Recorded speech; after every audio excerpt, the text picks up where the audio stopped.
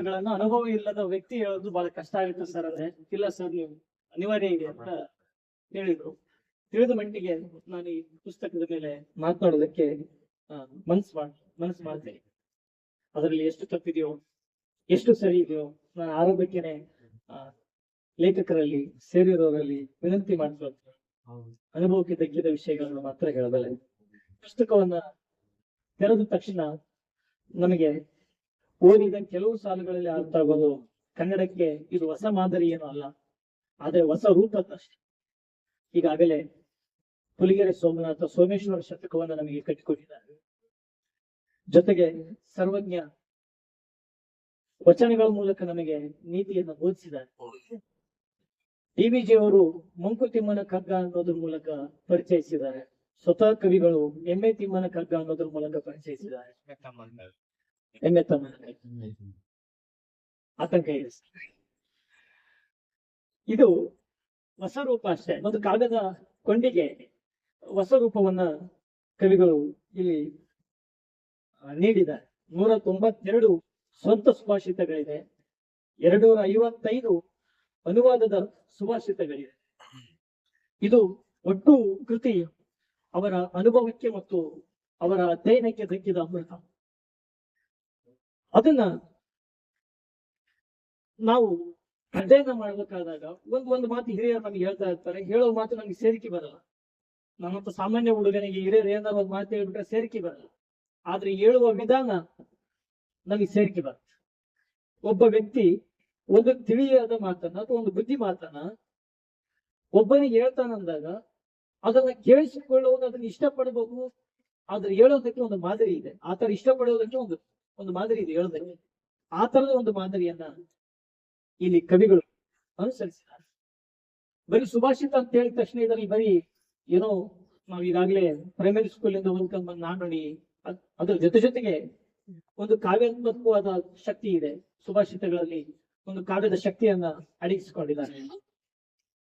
ತುಂಟತನದ ಮೂಲಕ ಸೀರಿಯಸ್ ಆಗಿರುವಂತ ಒಂದು ವಿಷಯವನ್ನ ಹೇಳ್ತಾರೆ. ನನಗೆ ಇಷ್ಟೊತ್ತು ಕೇಳಿದ ಮೇಲೆ ಅನ್ನಿಸ್ತು, ಅದು ಕೊನೆ ಕ್ಷಣದವರೆಗೂ ಕವಿಯ ಜೊತೆಗೆ ತುಂಟತನ ಮೊದಲಿನಿಂದಲೂ ಉಳ್ಕೊಂಡು ಬಂದಿದೆ, ಅದು ಕೊನೆವರೆಗೂ ಉಳಿಯುತ್ತೆ ಅಂತ. ಸುಭಾಷಿತಗಳಲ್ಲಿ ತುಂಟತನದ ಮೂಲಕ ಕೇಳಕ್ ಸಾಧ್ಯ ಇದೆಯಾ? ಅದು ಇಂಥವ್ರಿಗೆ ಮಾತ್ರ ಆ ತರದೊಂದು ಶಕ್ತಿ ದಕ್ಕಿದೆ ಅಂತ ಭಾವಿಸ್ತೇನೆ. ನಾವು ಒಳ್ಳೆಯದನ್ನು ತುಂಬಾ ಸೀರಿಯಸ್ ಆಗಿ ಹೇಳ್ತೀವಿ, ಬೈದು ಹೇಳ್ತೀವಿ. ನಕ್ಕಂತಾನೆ ಚಾಟಿಯನ್ನು ಬೀಸುವಂತ ಕವಿಯ ಸೊಗಡು ಇಲ್ಲಿ ದರ್ಶನ ಆಗುತ್ತೆ. ತಮಾಷೆಯ ಮೂಲಕ ಗಾಂಭೀರ್ಯವಾದಂತಹ ಒಂದು ವಿಷಯವನ್ನ ಹೇಳಲು ಇದೆಲ್ಲವೂ ಈ ಕಾವ್ಯದಲ್ಲಿ ನಮಗೆ ಸಿಗುತ್ತೆ ಅಂತ ಭಾವಿಸ್ತೀನಿ. ನಾನು ಈ ಕೃತಿಗೆ ಇಟ್ಟ ಹೆಸರು ರನ್ನಗನ್ನಡಿ ಅಂತ ಅನ್ಕೊಂಡಿದ್ದಾಗ ಆ ಕೃತಿಯ ಕವರ್ ಪೇಜ್ ಅಲ್ಲಿ ನಿಮಗೆಲ್ಲ ಕಾಣಿಸ್ತಾ ಇದೆ. ಒಂದು ಕನ್ನಡಿ ಇದೆ, ಸುತ್ತಲೂ ಒಂದು ಬಂಗಾರದ ಒಂದು ಕಣ್ಣಿದೆ. ನಮಗೆ ನಮ್ಮನ್ನ ದರ್ಶನ ಮಾಡಿಸುತ್ತೆ. ಇಲ್ಲಿ ರನ್ನ ಅಂತ ಹೆಸರು ಬಳಸಿರೋದು ಅದು ಕನ್ನಡ ಕಾವ್ಯದ ಮೇರು ಕವಿ ರನ್ನನ ಕುರಿತಾಗಿರೋದು ಅಂತ ನಾನ್ ಭಾವಿಸಿದ್ದೆ.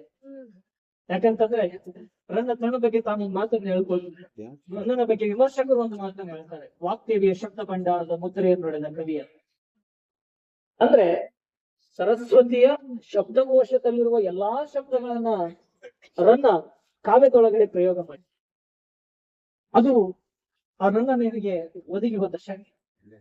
ನಾನು ಇದಕ್ಕೆ ರನ್ನಗನ್ನಡಿ ಅಂತ ಹೆಸರಿಟ್ಟಿದ್ದು ಬಹುಶಃ ಆ ರನ್ನನ ಪ್ರೇರಣೆಯಿಂದ ನಮ್ಮ ಬದುಕನ್ನು ನಮಗೆ ದರ್ಶನ ಮಾಡಿಸುವ ಪ್ರಯತ್ನ ಕಡಿಮೆ ಅಂತ ಭಾವಿಸಿದ್ದೆ.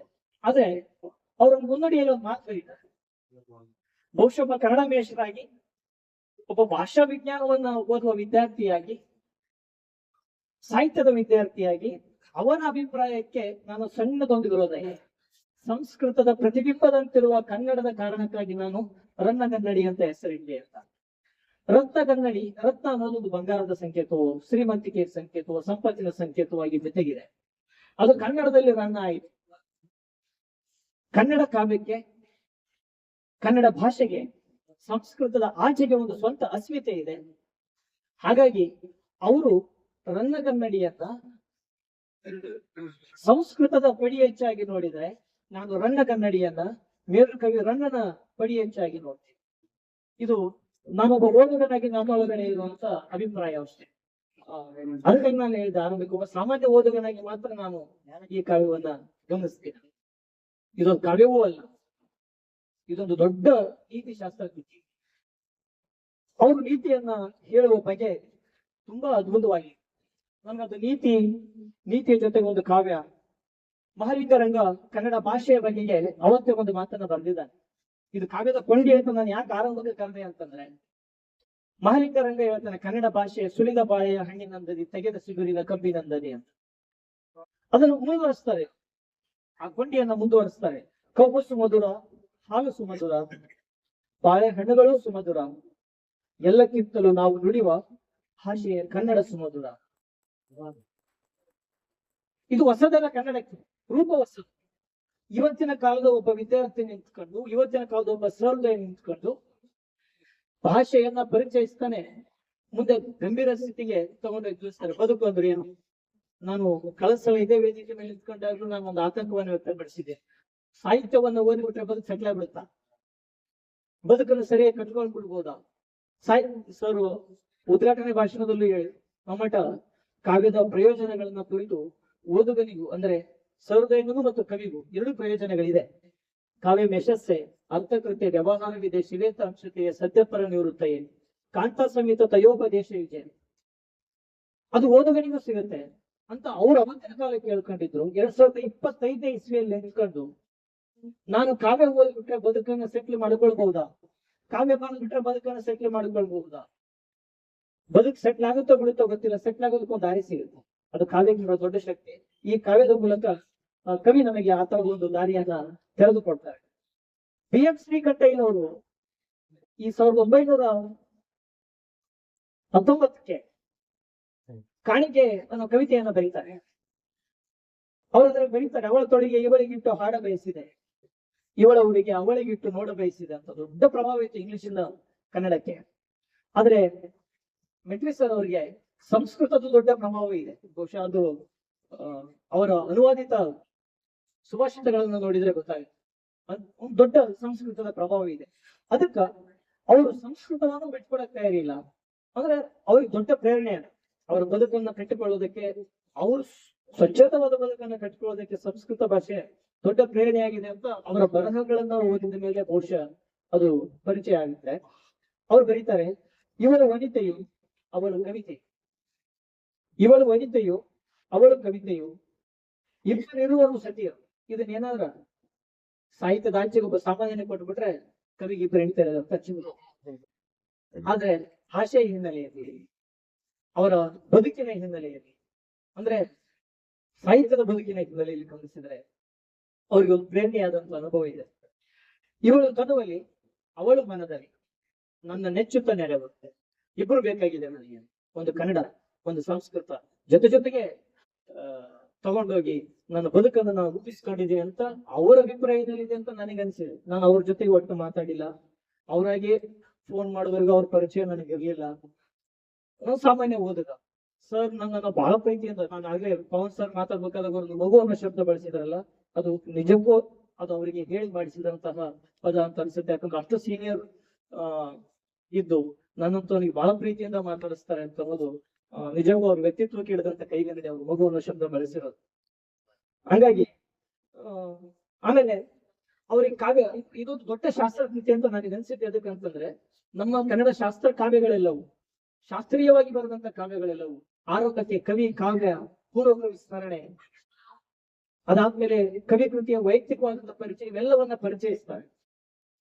ನನಗೆ ಅವ್ರ ಬದುಕನ್ನ ಮಕ್ಕಳ ಜೊತೆಗೆ ಸಮೀಕರಿಸಿದ್ದಾರೆ. ಪುತ್ರ ಪುತ್ರಿಯರು ಅತಿ ಪ್ರಾಮಾಣಿಕವಾಗಿ. ಈಗಲೂ ನನಗೆ ಅವ್ರೆಷ್ಟು ಮಕ್ಕಳಿದಾರ ಅಂತ ಗೊತ್ತಿಲ್ಲ, ಬಟ್ ಕಾವ್ಯ ಓದಿದ ಮೇಲೆ ಅವ್ರಿಗೆ ಇಷ್ಟೇ ಮಕ್ಕಳಿದಾರ ಅಂತ ನನಗೆ ಅನಿಸಿದ್ರು. ಹೇಳಿದ್ರು. ಇವನು ಅವ್ರ ಹೆಸರು ಕೂಡ ಗೊತ್ತಿಲ್ಲ. ಇವನು ಚೇತನ, ಅವಳು ಚೈತ್ರ, ಇಬ್ಬರಿರುವರು ಮಕ್ಕಳು. ದೇವಚೇತನ, ಕಾವ್ಯ, ಚೈತ್ರ, ಬಾಳು ಬೆಳಗುವ ಕುಡಿಗಳು.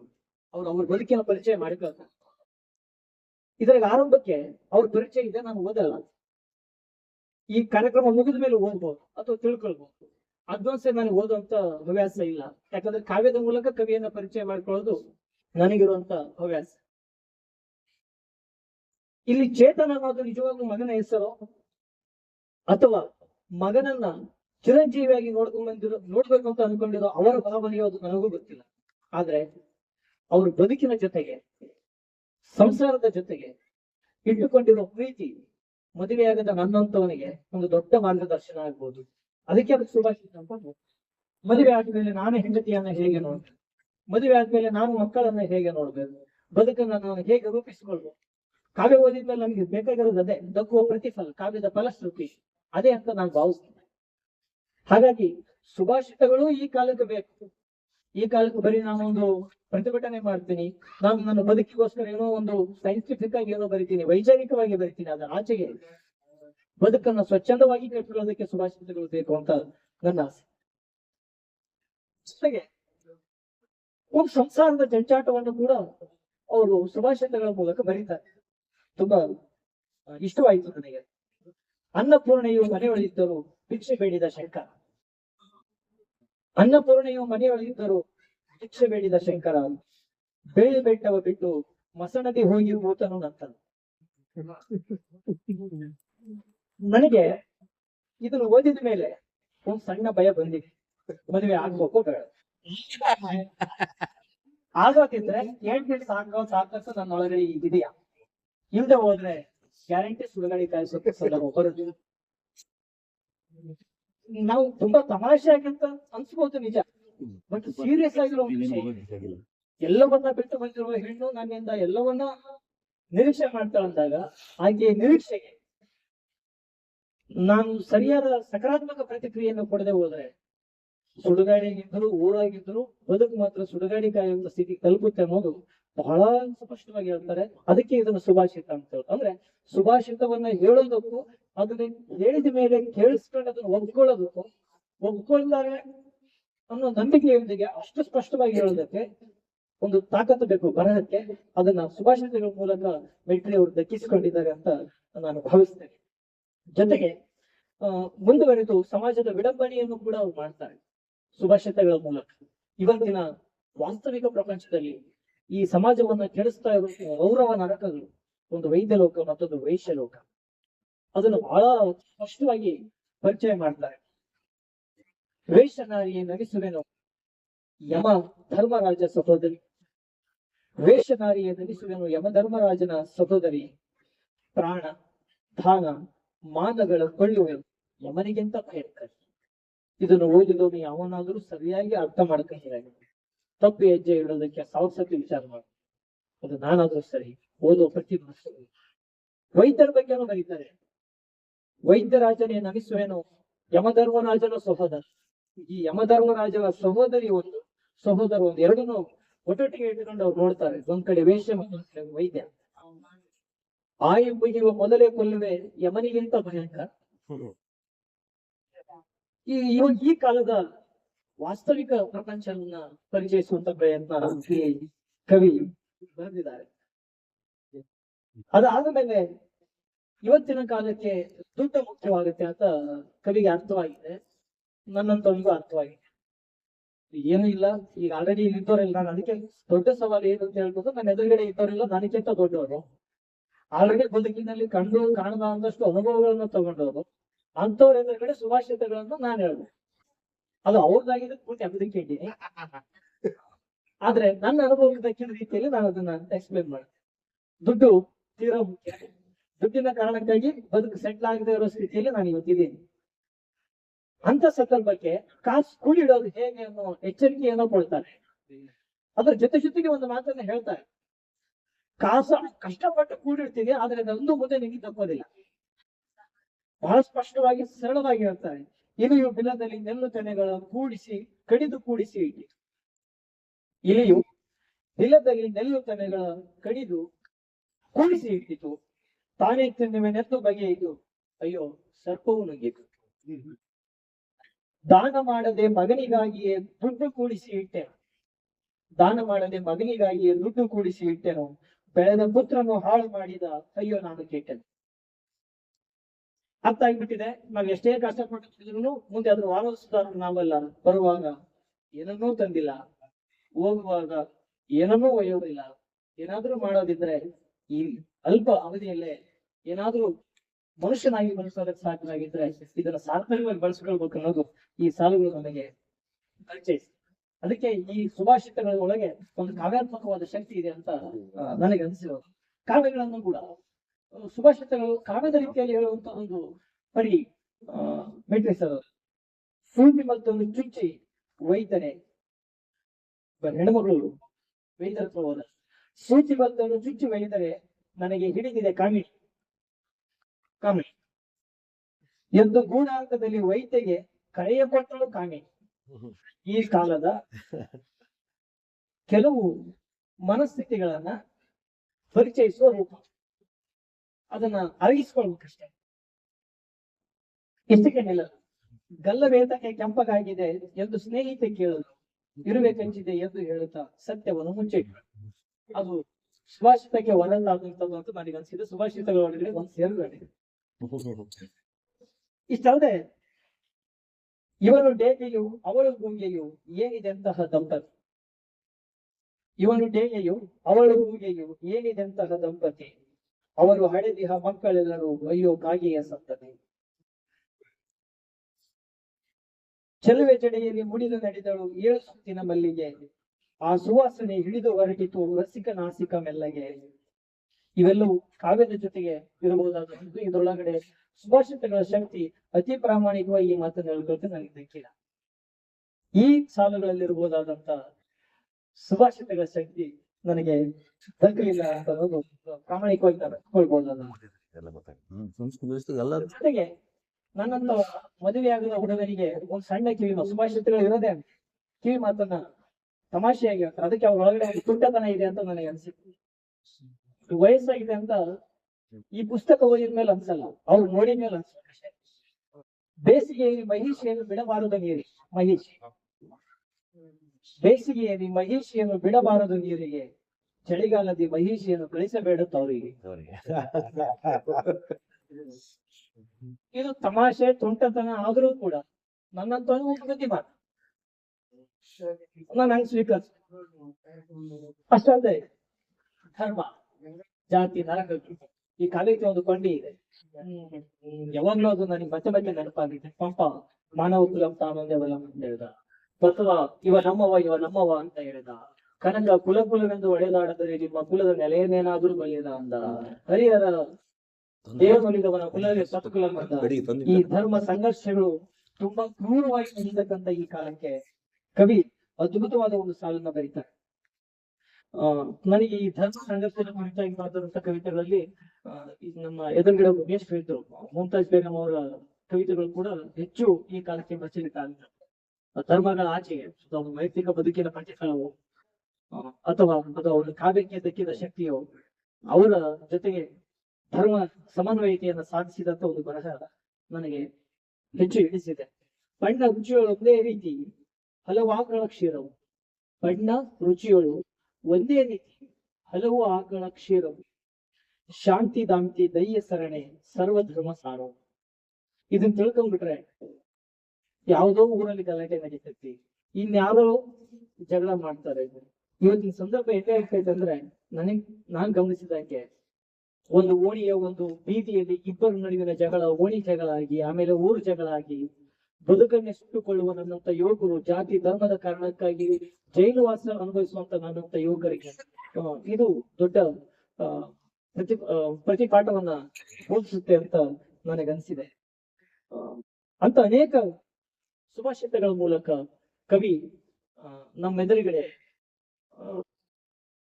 ಕೃಷ್ಣನಾಗಿ ಕಾಣಿಸ್ತಾರೆ. ನನ್ನಂತವನ ಎದುರುಗಡೆ ಬಹುಶಃ ನಿಮ್ಮಂತವರಿಗೆ ಇದು ಹೊಸದಂತ ಅನ್ಸಲ್ಲ, ಯಾಕಂದ್ರ ವಯಸ್ಸಿನಲ್ಲಿ ಮತ್ತು ಅನುಭವಗಳಲ್ಲಿ ಈಗಾಗಲೇ ಅವುಗಳನ್ನು ದಕ್ಕಿಸಿಕೊಂಡಿರೋದ್ರಿಂದ ಬಹುಶಃ ನಿಮಗೆ ಇದು ಹೆಚ್ಚು ರುಚಿ ಕೊಡದೆ ಹೋದ್ರೆ ಓದ್ಬಿಡ್ತದ. ನನ್ನಂತವನಿಗೆ ಈ ಸುಭಾಷಿತ ಕೃಷ್ಣ ಭಗವದ್ಗೀತೆಯ ಸಾರವನ್ನು ಬೋಧಿಸಿದಂತೆ ಅನ್ಸಿದೆ, ನನಗನ್ಸಿದೆ. ಹಾಗೆ ಯಾಕೆ ಈ ತರ ಹೇಳ್ತೀನಿ ಅಂತಂದ್ರೆ, ಅವರು ಒಂದು ಕಡೆ ಬರೀತಾರೆ, ನನ್ನಂತವನಿಗೆ ಅದು ಸ್ಫೂರ್ತಿ ಆಗ್ಬೋದು. ಮಲಗಿದ ಸಮಯದಲ್ಲಿ ಗುರಿ ತಲುಪಿತು ಆಮೆಯು, ಜನರು ನಿದ್ದೆ ಮಾಡುವಾಗ ಸಾಧಿಸುವವನ ಸ್ವಾಮಿಯು. ನನ್ನಂತವನಿಗೆ ಅದು ಬೇಕು, ನನ್ನಂತ ಸೋಮರಿಗೆ ಅದು ಬೇಕು. ಅಂದಾಗ ನಾನು ನನ್ನ ಬದುಕನ್ನ ಸರಿಯಾಗಿ ರೂಪಿಸಿಕೊಳ್ಳೋದಕ್ಕೆ ಸಾಧ್ಯ ಇದೆ ಅಂತ ಭಾವಿಸ್ತೀನಿ. ಮಣ್ಣಿನಲ್ಲಿ ರಸವನ್ನು ಕಾಣುವವರುಂಟು. ಅಕ್ಕಮಾದೇವಿ ಒಂದು ಕಾಲಕ್ಕೆ ಹೇಳಿದ್ರು, ನಿಂದಕರಿರಬೇಕು ಊರ ಹತ್ತಿಯ ಹಾಗೆ. ಅದು ನೀವು ಪರೋಕ್ಷವಾಗಿ ಹೇಳ್ತಾರೆ. ಮಣ್ಣಿನಲ್ಲಿ ರಸವನ್ನು ಕಾಣುವವರುಂಟು, ಬೆಣ್ಣೆಯಲ್ಲಿ ಕಸವನ್ನೂ ನೋಡುವವರು, ಅವುಗಳ ಬಗ್ಗೆ ತಲೆ ಕೆಡಿಸ್ಕೋಬಾರ್ದು. ಅಕ್ಕ ಹೇಳಿದ್ದು ಅದನ್ನೇ, ಮೆಟ್ರಿಕ್ ಸರ್ ಹೇಳ್ತಾ ಇರೋದು ಅದನ್ನೇ. ನೀನ್ ದಾರಿಯಾಗಿ ಹೋಗು, ಖಂಡಿತ ನಿನಗೊಂದು ಬದುಕು ಸಿಗುತ್ತೆ ಅನ್ನೋ ನಿರ್ದೇಶಕ ಇಲ್ಲಿ ಸಿಗುತ್ತೆ. ಒಂದು ಸಣ್ಣ ಸಂಶಯ ನನಗೆ ಆಮೇಲೆ ಸರ್ ಅದಕ್ಕೆ ಕ್ಲಾರಿಟಿ ಕೊಡ್ತಾರೆ ಅಂತ ಭಾವಿಸ್ತೀನಿ. ಸವಿಯ ಭೂಮಿಗೌಡ, ಪ್ರೊಫೆಸರ್ ಸವಿಯ ಭೂಮಿಗೌಡರು ಸ್ತ್ರೀವಾದವನ್ನ ಇಟ್ಕೊಂಡು ಕವಿತೆಯನ್ನ ಬರೀತಾರೆ. ನನ್ನ ಪ್ರೀತಿಯ ಕುಕ್ಕರ್, ಅದು ಕುಕ್ಕರ್ ಅಂದ್ರೆ ಅಂತ ಆಮೇಲೆ ಗ್ರಹಿಸ್ತಾರೆ. ನನ್ನ ಪ್ರೀತಿಯ ಕುಕ್ಕರ್ ತಳ ತೊಳೆದಿರ್ತಾರೆ, ಜಗ ಜಗ ಮಿನುಗುತ್ತದೆ. ನಾನು ಕೇಳಿದಷ್ಟೊತ್ತಿಗೆ, ಕೇಳಿದ ಸಮಯಕ್ಕೆ ನಾನು ಬೇಡಿದ ಅಡಿಗೆಯನ್ನ ಬಿಸಿ ಬಿಸಿಯಾಗಿ ತಯಾರಿ ಮಾಡಿಕೊಡುತ್ತದೆ. ಅದು ಎಂದು ಯಾವುದನ್ನು ಬೇಡಿಲ್ಲ, ಬೇಡಿದ್ದು ಆಗೊಮ್ಮೆ ಈಗೊಮ್ಮೆ ಸವೆದ ಹಬ್ಬರನ್ನು ಮಾತ್ರ. ಆದ್ರೆ ಅದು ಸಿಡಿಯುತ್ತದೆಂಬ ಭ್ರಮೆ ಮನೆಯಲ್ಲಿರುವ ಯಾರಿಗೂ ಇರಲಿಲ್ಲ. ಅದು ಸಿಡಿಯುತ್ತದೆಂಬ ಕಲ್ಪನೆಯೂ ಇರಲಿಲ್ಲ. ಆದರೆ ಒತ್ತಡವನ್ನು ಸಹಿಸಿಕೊಳ್ಳದೆ ಅದು ಒಮ್ಮೆ ಸಿಡಿಯಿತು. ಅದು ಸಿಡಿದಾಗಿನಿಂದ ಮನೆಯೊಳಗಿದ್ದವರು ಯಾರು ಅದರ ಎದುರುಗಡೆ ನಿಲ್ಲಲು ಈಗಲೂ ಹೆದರುತ್ತಾರೆ. ಇಲ್ಲಿ ಸ್ತ್ರೀ ಕಾನ್ಸಂಟ್ರೇಷನ್ ಅಂದ್ರೆ ಇವತ್ತಿನ ಕಾಲಕ್ಕೆ ದೊಡ್ಡ ಚರ್ಚೆ ಇದೆ, ಸ್ತ್ರೀಯರಿಗೂ ಸಮಾನವಾದ ಅವಕಾಶಗಳು ಬೇಕು. ಕವಿ ಈಗೊಂದು ಮಾತನ್ನ ಬರೀತಾರೆ, ಅದು ಪುರುಷರಿಗೆ ಇಷ್ಟ ಆಗುತ್ತೆ, ಮಹಿಳೆಯರಿಗೆ ಅದೆಷ್ಟು ಇಷ್ಟ ಆಗುತ್ತೋ ಅದು ನನಗೆ ಗೊತ್ತಿಲ್ಲ.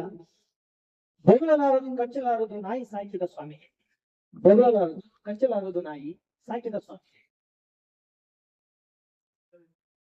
ನಾಯಿಗಿಂತತಿ ಕೀಳು ಹೆಂಡತಿ ಬೊಗಳುತ್ತಿರುವಳು ಗಂಡ.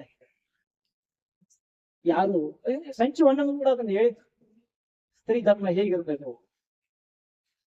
ಬರೀ ಗಂಡ್ಮಕ್ಳಿಗೆ ಅಷ್ಟೇ ಬುದ್ಧಿವಾದ ಹೇಳಿದ್ರೆ ಸಾಕಾಗ, ಹೆಣ್ಮಕ್ಳಿಗೆ ನಾವು ಬುದ್ಧಿವಾದ ಹೇಳ್ಬೇಕಾಗಿ. ಹಿಂದೆ ಹಿರಿಯರು ಒಂದು ಮಾತನ್ನ ಹೇಳ್ತಿದ್ರು, ತಾಳಿ ಆತಕ ಕಟ್ಟ್ಯಾರ ನಿನಗ ತಾಳಿಕೊಂಡು ಬಾಳ ಅಂತ ಹೇಳ್ಯಾರ, ತಾಳಿಕೊಂಡು ಬಾಳ ಅಂತ ಹೇಳ್ಯಾರ ತಂಗಿ, ಗಂಡನೇ ನಿನಗ ದೇವರ. ಅದೇ ಮಾತನ್ನ ಪರೋಕ್ಷವಾಗಿ ತಿರುಚುವ ಪ್ರಯತ್ನ ಕವಿ ಮಾಡಿದ್ದಾರೆ.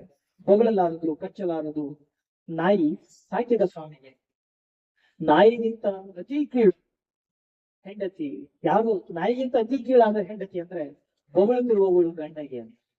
ಯಾರು ಗಂಡನ ಅಸ್ತಿತ್ವವನ್ನ ಸಮಾಜದಲ್ಲಿ ಕೆಳಮಟ್ಟಕ್ಕೆ ತಗೊಂಡೋಗ್ತಾರೋ ಅಂತ ಹೆಣ್ಣಿಗೆ ಚಾಟಿ ಬೀಸುವಂತ ಪ್ರಯತ್ನ ಇಲ್ಲಿ ಕವಿ ಮಾಡ್ತಾರೆ.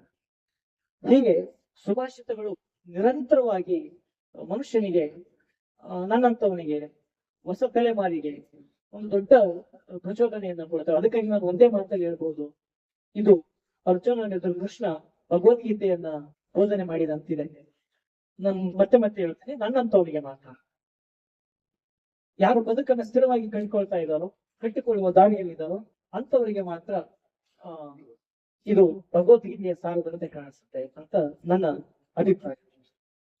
ಮಾತು ಹೇಗಿರ್ಬೇಕಂತ ಅವ್ರೊಂದು ಮಾತನ್ನು ಹೇಳ್ತಾರೆ, ನಾನು ಅದನ್ನ ಇಲ್ಲಿ ಪ್ರಸ್ತಾಪ ಮಾಡ್ತೀನಿ. ಯಾಕಂತಂದ್ರೆ ಪ್ರೀತಿಯ ಮೇಷ್ಟ್ರು, ನನ್ನನ್ನ ಕಲಿಸಿ ಬೆಳೆಸಿದ ಮೇಷ್ಟ್ರು. ನನಗೆ ತುಂಬಾ ಭಯ ಇದೆ, ಯಾಕೆ ಇಂಥದ್ದೊಂದು ಸಂದರ್ಭ ಎದುರು ಬಂತು ಗೊತ್ತಿಲ್ಲ. ಕಲ್ಸರಿಯಲ್ಲಿ ಮಾತಾಡೋದ್ರಾಗ ನನಗೆ ಕಲಿಸಿದ ಮೇಷ್ಟ್ರು ಜೊತೆಗಿದ್ರು, ಈಗ ಇಲ್ಲಿ ಮಾತಾಡೋದಾದ್ರು ಕಲಿಸಿದ ಮೇಷ್ಟ್ರು ಪವನ್ ಸರ್ ಜೊತೆಗಿದ್ದಾರೆ. ಅವ್ರ ಎದುರುಗಡೆ ಮಾತಾಡೋದು ಒಂದು ಭಯ ಇದೆ, ಭಯದಲ್ಲೇ ಮಾತಾಡ್ತಾರೆ.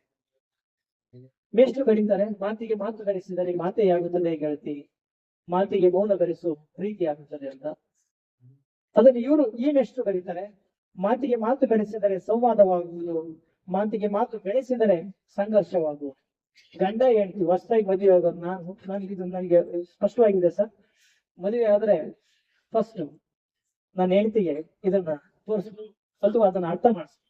ಖಂಡಿತ ನಾನು ಆಯ್ಕೆ ಅದನ್ನ ಅರ್ಥ ಮಾಡಿದ್ದೆ, ನನಗೆ ಇದು ಸ್ವಲ್ಪ ಅರ್ಥ ಆಗೈತಿ. ನನ್ನ ಹೆಂಡತಿ ಆಗಿ ಸ್ವಲ್ಪ ಅರ್ಥ ಮಾಡ್ಕೊಂಡ್ಬಿಟ್ರೆ ಜೀವನ ನಾವು ಚಲೋ ಇರ್ತೀವಿ ಅಂತ ನನಗೆ ಅನ್ಸುತ್ತೆ. ಅದಕ್ಕೆ ಸುಭಾಷಿತಗಳು ಅಂದ್ರೆ ಹೇಳೋ ರೀತಿ ಚೆನ್ನಾಗಿದೆ. ನಾವೀಗ ಅದನ್ನ ಹಿರಿಯರು ಬೈದು ಹೇಳಿದ್ರೆ ಸುದ್ದಿ ಹೇಳಿದ್ರು, ನಾನ್ ಕೇಳಿದ್ರೆ ಕೆಳಗ್ ಕೇಳಿದ್ರು ಅಂತಾರಲ್ಲ, ಇವ್ರ ಮಟ್ಟಿಗೆ ಅದು ತಮ್ಮ ನಕ್ಕಂತ ತುಂಬಾ ಸೀರಿಯಸ್ ಆಗಿರುವಂತ ವಿಷಯ ಹೇಳ್ತಾ ಇರೋದು ಈ ಪುಸ್ತಕಕ್ಕೆ ಇರುವಂತ ತಾಕತ್ತು ಅಂತ ನನಗೆ ಅನ್ಸಿದೆ.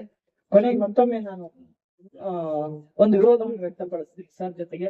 ರಂಗಗನ್ನಡಿಯಲ್ಲಿ ಕನ್ನಡ ಮಾತೆ ಬಿಂಬವ ತೋರಿದ ಅಂತ ಒಬ್ಬ ಕನ್ನಡದ ಭಾಷಾ ವಿಜ್ಞಾನದ ವಿದ್ಯಾರ್ಥಿಯಾಗಿ ಇವತ್ತಿಗೂ ಕೂಡ ಕನ್ನಡ ಭಾಷೆಯ ಅಸ್ಮಿತೆಗೆ ಚರ್ಚೆಗಳು ನಡೀತಾನೆ ಇದೆ.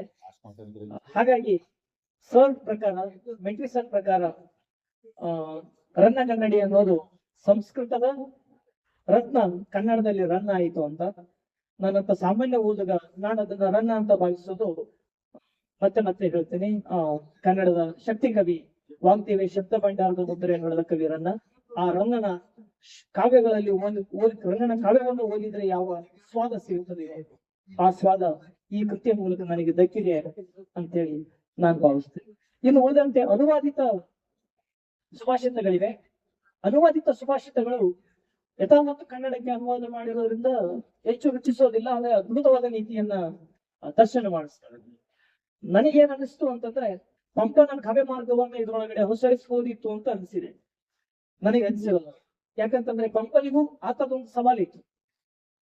ಅವರ ಬದುಕಿಗೆ ಅದೊಂದು ದೊಡ್ಡ ಅಸ್ತಿತ್ವದ ಪ್ರಶ್ನೆ ಆಗಿತ್ತು. ಆಗ ಪಂಪ ಒಂದು ಅದ್ಭುತವಾದ ದಾರಿಯನ್ನು ಉಳಿದುಕೊಳ್ತಾರೆ. ದೇಶಗಳು ಪುಗುವುದು ಪುಕ್ಕು ಮಾರ್ಗಗಳೇ ಕಳೆದು. ಇವರು ಸಂಸ್ಕೃತದ ಯಥಾವತ್ತು ಕನ್ನಡದ ಅನುವಾದ ಮಾಡಿರೋದ್ರಿಂದ ಕನ್ನಡದ ನೆಲಕ್ಕೆ ಈಗ ಅವರು ಶಾಯರಿಗಳನ್ನು ಅನುವಾದ ಮಾಡಿದ್ದಾರೆ. ಅದು ರುಚಿ ಕೊಟ್ಟಷ್ಟು ಅನುವಾದದ ಈ ಸುಭಾಷಿತಗಳು ರುಚಿ ಕೊಡೋದಿಲ್ಲ. ನಾನು ಅದಕ್ಕೆ ಹೇಳಿದ್ದು ತುಂಬಾ ಕಹಿಯಾಗಿದೆ, ಆದ್ರೆ ಬದುಕಿಗೆ ಬೇಕಾಗಿದೆ ಅಂತ.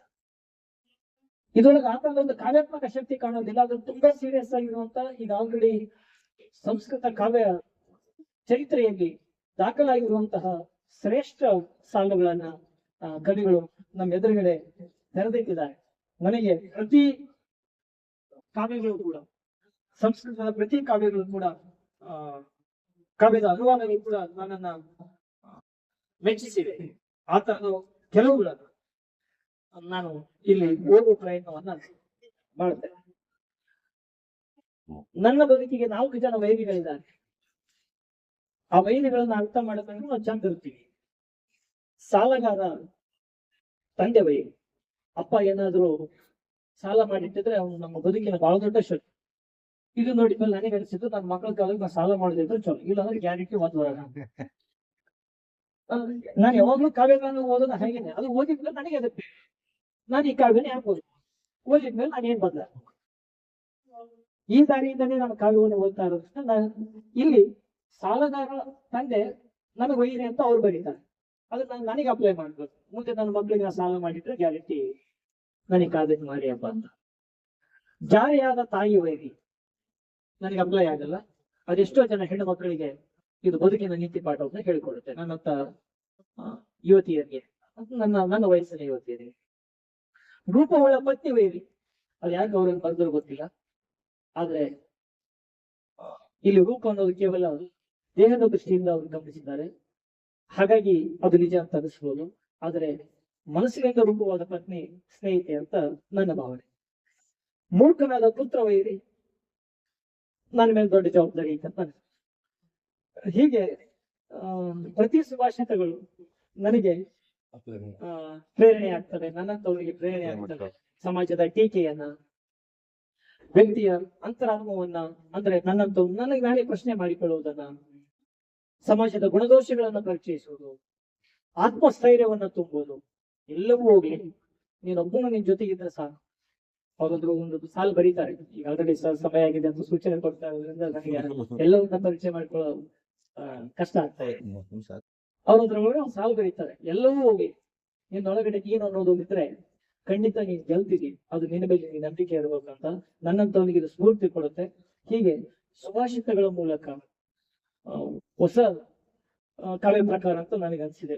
ನನಗೆ ಗಮನಿಸಿದಂಗೆ ಅಂದ್ರೆ ನನ್ನ ಬುದ್ಧಿ ಮಟ್ಟಕ್ಕೆ ತಿಳಿದಂಗ ಸುತ್ತಮುತ್ತಲು ಸುಭಾಷಿತಗಳ ಮೂಲಕ ಕಾವ್ಯವನ್ನ ದರ್ಶನ ಮಾಡಿಸಿದವರು ನಮ್ಮ ಭಾಗದಲ್ಲಿ ಯಾರು ಇಲ್ಲ ಅಂತ ಭಾವಿಸ್ತೇನೆ.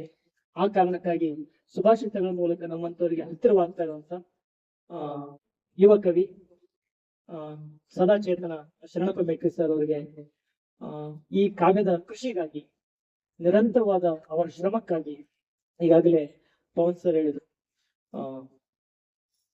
ಬರುತ್ತೆ ಒಂದ್ ದಿವಸ ಅಂತದೊಂದು ಸನ್ಮಾನಗಳನ್ನ ಎದುರಿಸುವಂತ ಸಂದರ್ಭ ಅಂತ. ಅವರು ಕೂಡ ಅದ್ರಲ್ಲಿ ಬರೀತಾರೆ, ಬಾರದು ಬಪ್ಪದು ತಪ್ಪದು ಅಂತ. ಆ ತರದ ಒಂದು ಯಶಸ್ಸನ್ನ ನಾವೆಲ್ಲರೂ ಅತಿ ಶೀಘ್ರವಾಗಿ ನೋಡ್ತೀವಿ. ಕನ್ನಡ ತಾಯಿ ಭುವನೇಶ್ವರಿಯ ರಥದಲ್ಲಿ ಅವರನ್ನ ನಾವೆಲ್ಲರೂ ಆದಷ್ಟು ಬೇಗ ನೋಡೋಣ ಅನ್ನೋ ಭಾವನೆಯೊಂದಿಗೆ ನನ್ನ ಈ ಮಾತುಗಳಿಗೆ ಪೂರ್ಣ ವಿರಾಮವನ್ನ ಸಲ್ಲಿಸ್ತೇನೆ. ನಮಸ್ಕಾರ.